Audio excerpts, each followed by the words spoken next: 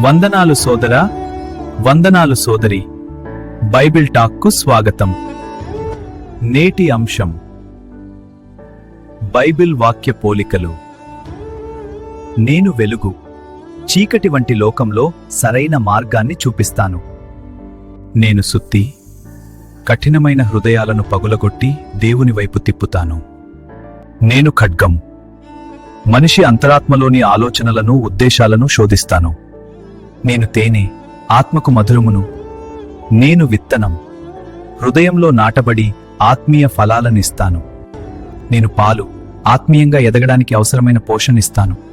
నేను బంగారం, ఈ లోక సంపద కంటే ఎంతో విలువ. నేను అద్దం, నీలోని లోపాలను చూపుతాను. నేను నీరు, జీవితాన్ని కడిగి పరిశుద్ధపరుస్తాను. నేను అగ్ని, పాపపు మలినాలను దహించి హృదయాన్ని శుద్ధి చేస్తాను. నేను ఆహారం, ఆత్మీయ ఆహారం. సబ్స్క్రైబ్ జీసస్ కోసం ఛానల్